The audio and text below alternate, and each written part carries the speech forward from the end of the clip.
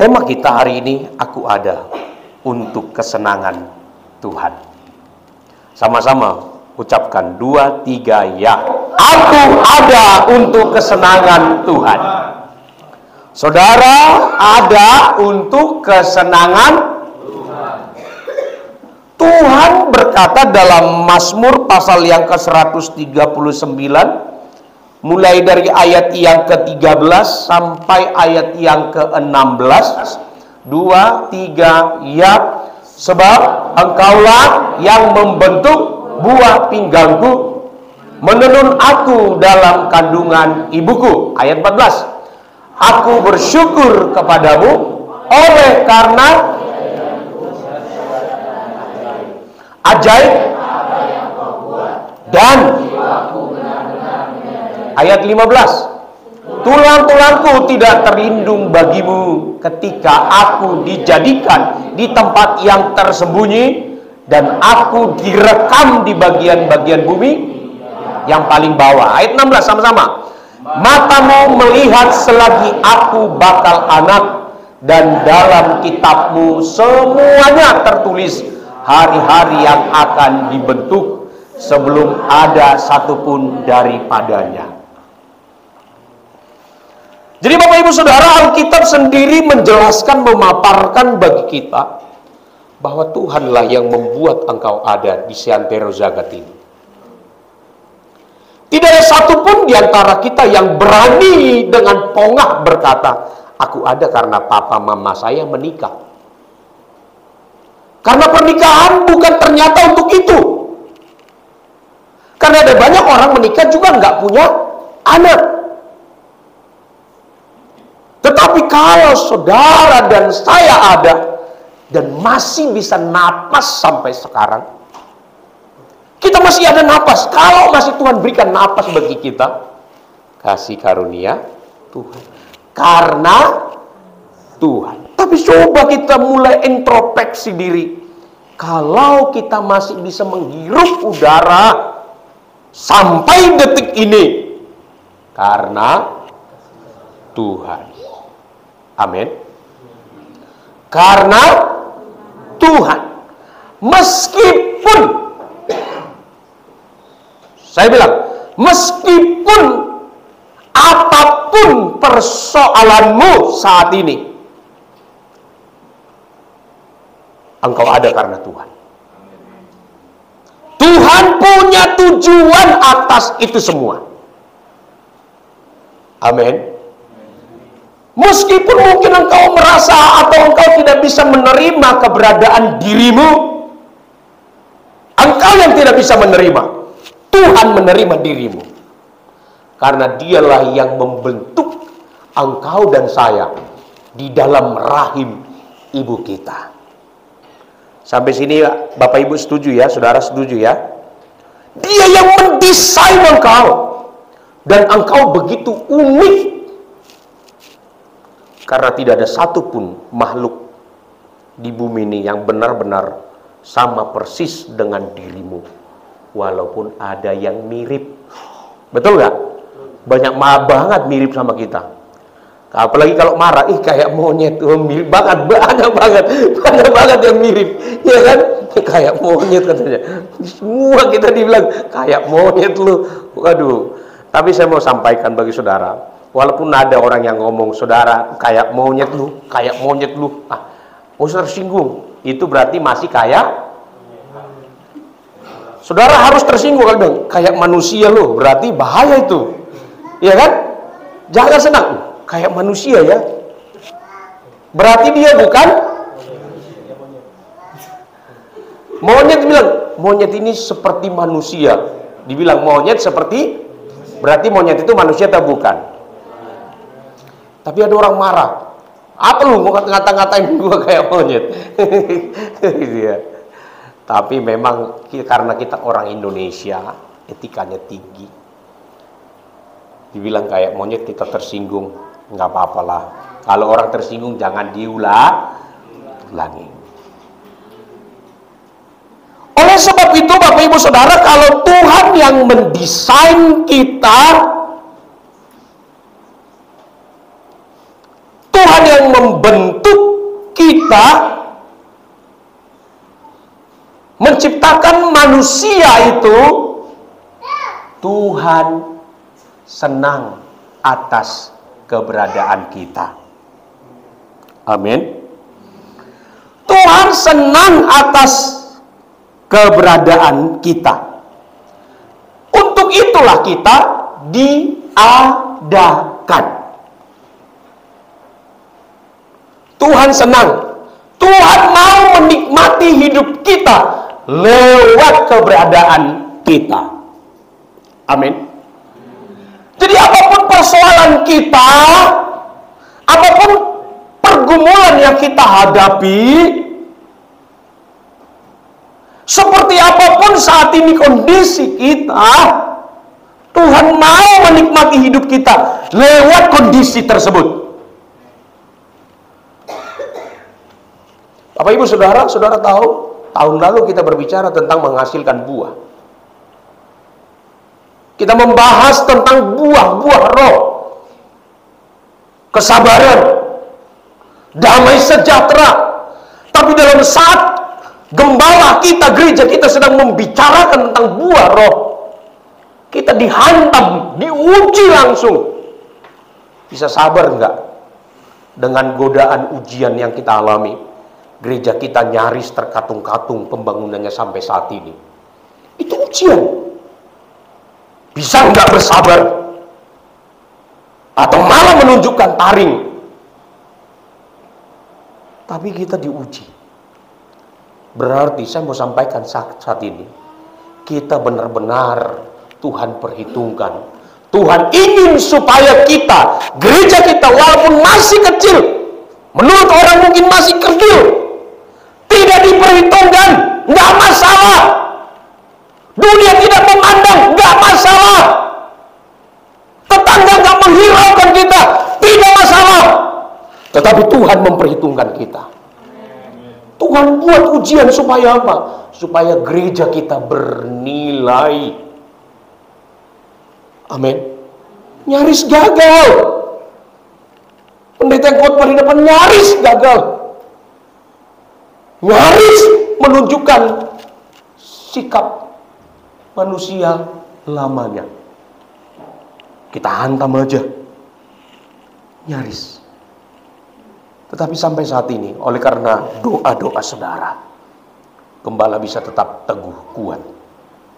Saya nggak pernah provokasi bapaknya si Felis. Saya nggak pernah ya Pak Felis ya. Walaupun rontok hatinya di sini.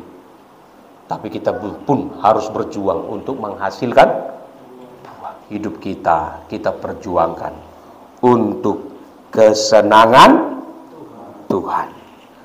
Amin. Tuhan harus menikmati respon kita. Saat ada persoalan, Tuhan mau menikmati respon kita. Kita tidak menyimpang ke kanan ke kiri. Kita tidak mempersalahkan Tuhan atas semuanya. Kita tetap respek kepada Tuhan. Kita tetap hormat kepada Tuhan. Apapun pergumulan persoalan yang kita hadapi, kita menunjukkan satu sikap, kita menghormati Dia. Melalui apa? Melalui respon kita. Jangan sampai jemaat ada persoalan, lalu berkata, kalau begitu Pak Gembala, saya nggak mau datang ibadah. Saya putus dengan gereja, saya kagak mau lagi ibadah. Wah, kalimat seperti ini melukai perasaan Tuhan. Emang Tuhan salah apa dengan dirimu? Betul nggak? Tuhankah yang membuat engkau menderita? Sebab Tuhan seyogianya tidak menginginkan engkau menderita. Tuhan seyogianya tidak mengharapkan engkau susah. Tetapi kalau engkau menderita, kalau engkau sampai susah, Tuhan izinkan. Berarti lewat itu pun Tuhan ingin menggarap hidup kita. Membuat kita benar-benar memiliki nilai yang tinggi. Amin. Tuhan menciptakan engkau. Engkau ada untuk kesenangan Tuhan. Saudara ingat waktu dalam kitab Kejadian pasal yang pertama, sewaktu Tuhan menciptakan semuanya itu, Alkitab berkata, maka Allah melihat semuanya itu baik. Allah melihat semuanya itu baik. Berarti Tuhan melihat dan Dia menikmatinya. Saya mau sampaikan Bapak Ibu Saudara, ada hal yang perlu kita perhatikan dalam kita bertuhan. Ingatlah, Tuhan itu merasakan. Tuhan itu punya perasaan. Tuhan yang kita percayai adalah Tuhan yang mempunyai emosi atau perasaan. Dia bisa merasa berduka. Dia juga bisa merasa cemburu. Dia cemburu. Dalam Ibrani pasal yang ke-10 ayat 25, coba baca Pak Kenjo. Janganlah kita menjauhkan diri dari pertemuan-pertemuan ibadah kita seperti dibiasakan oleh beberapa orang, tetapi marilah kita saling menasihati dan semakin giat melakukannya menjelang hari Tuhan yang ya. Sekali lagi, balik lagi, Yakobus 4 ayat 5.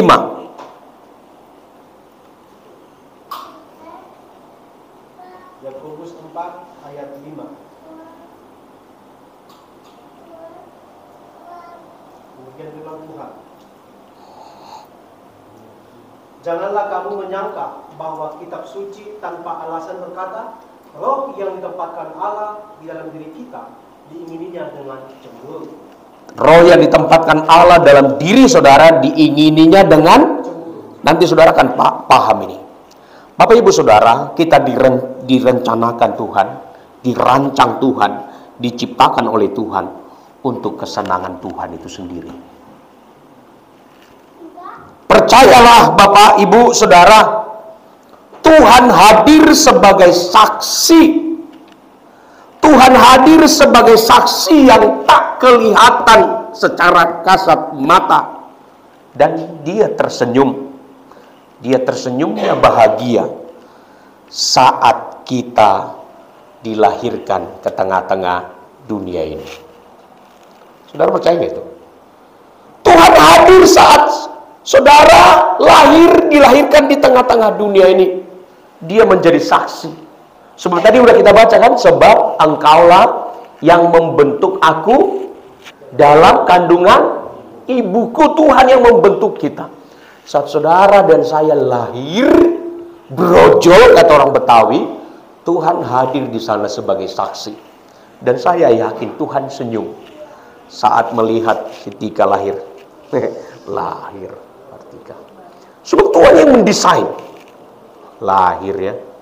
Itu lahir dia. Dia senyum. Saat kita bapak-bapak, ibu-ibu yang sudah nikah, persoalan dalam rumah tangga kita tidak akan ada habisnya. Kapan berakhir Pak Gembala? Nanti setelah kita dibilang Tuhan kembali. Pemazmur bilang apa? Kembalilah hai anak-anak manusia. Satu udah bilang kembali. Baru disitulah nanti kita akan diperhadapkan terhadap namanya pengadilan. Nanti akan dipanggil namanya Anita Feriwati. Sabarlah engkau anakku, engkau anak yang kucintai, kepadamu aku berkenan. Ini yang kutunggu-tunggu, saat kedatanganmu kembali ke pangkuan Bapa di surga. Padahal Margiotnya nangis-nangis. Begitu kan? Pasti akan nangis. Oh, anak-anak saya pasti akan nangis kalau sampai kembali panggil Tuhan. Maka jangan dulu dipanggil, ya. Kadang-kadang dia bilang, kayaknya lebih baik aku kembali katanya. Wah, repot juga. Jangan dulu, ya. Bapak-bapak, ibu-ibu, jangan dulu. Biasanya kalau orang ini saking cintanya dengan Tuhan, udahlah kayak gitu ya. Oke. Tuhan yang kita percaya adalah Tuhan yang mempunyai emosi, perasaan. Dia bisa marah. Setuju Bapak Ibu? Dia bisa marah. Dia bisa berbelas kasihan. Dia bisa iba. Dia bisa sedih dan simpati. Dia bisa juga sukacita, puas dengan pilihan hidup kita. Kita mau Tuhan senang sama kita. Amin. Tuhan disukakan oleh mereka yang menyembah dan percaya kepada kasih-Nya, serta berjuang untuk hidup melakukan firman-Nya. Tuhan disenangkan lewat itu. Ibrani 10 ayat 25 tadi dikatakan apa? 2-3 ya. Janganlah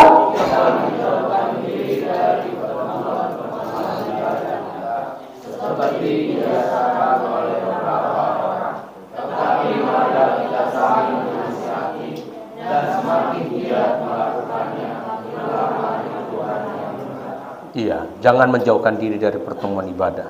Tuhan mau disenangkan oleh kita. Amin. Rajinlah ibadah. Total, serius. Jangan saudara pikir Tuhan itu Tuhan yang asal-asalan. Saya yakin Tuhan memperhitungkan semuanya. Apa yang saudara lakukan Tuhan perhitungkan kok. Enggak mungkin enggak. Saudara serius mencari Tuhan, Tuhan pasti perhitungkan. Jangan hari ini kembang, besok kempes. Jangan begitu. Kembang kempes. Waktu jemaat Laodikia, Ibu Rama kan baru dari Turki ya. Di sana ada salah satu jemaat, ada 7 jemaat di Asia. Salah satu jemaat Laodikia. Wahyu 3. Wahyu 3 ayat 14 atau berapa itu ya? Tuhan berkata, engkau tidak dingin, engkau tidak panas. Kepada jemaat itu Tuhan berkata, aku akan memuntahkan. Artinya semangat, serius. Ya, orang yang serius mencari Tuhan, Tuhan pasti perhitungkan. Ibu-ibu, bapak-bapak dengar, engkau serius mencari Tuhan, anakmu pasti akan mendapatkan balasannya dari Tuhan. Enggak mungkin Tuhan itu diam. Maka orang tua, dimulai dari orang tua, perjuangkanlah mereka di hadapan Tuhan. Mungkin engkau sendiri memperjuangkannya enggak apa-apa, tapi air matamu, doamu akan menghantar mereka untuk menerima berkat-berkat dari Penciptanya. Anak-anak muda, engkau serius mencari Tuhan. Sejak muda engkau serius mencari Tuhan. Maka keseriusanmu itulah yang membuat Tuhan disenangkan. Dan itulah tujuan engkau ada di tengah-tengah dunia ini, untuk menyenangkan Tuhan. Bapak Ibu Saudara, ada satu pertanyaan bagi kita. Pekerjaan apa atau hal apakah yang dapat kita lakukan, yang lewat itu kita melakukannya untuk kesenangan Tuhan? Saudara, pertanyakan pada diri saudara, renungkan baik-baik. Pekerjaan atau hal apakah yang dapat saudara lakukan, yang olehnya Tuhan kiranya disenangkan? Pertanyaan yang kedua, 2 saja. Pelayanan atau hal apakah yang dapat saudara lakukan di Golden Gate ini, yang lewat itu seolah Anda melakukannya untuk Tuhan? Pelayanan apa yang bisa saudara lakukan? Apa yang bisa saudara lakukan yang olehnya seolah saudara melakukannya untuk Tuhan? Fokus kita hanya Tuhan, bukan yang lain. Apa yang bisa saudara lakukan? Lakukanlah itu seolah-olah untuk Tuhan. Kolose 3:23, apapun yang kita lakukan, lakukanlah dengan segenap hati seperti untuk Tuhan, sebab dari Tuhanlah kita mendapat balasannya. Semangat. Saat saudara memutuskan untuk mencari Tuhan, cari Tuhan. Amin. Pengaruhi orang lain datang beribadah. Kiranya Tuhan tersenyum melihat hidup kita. Minggu depan kita akan bahas tentang apa yang membuat Tuhan tersenyum melihat kita.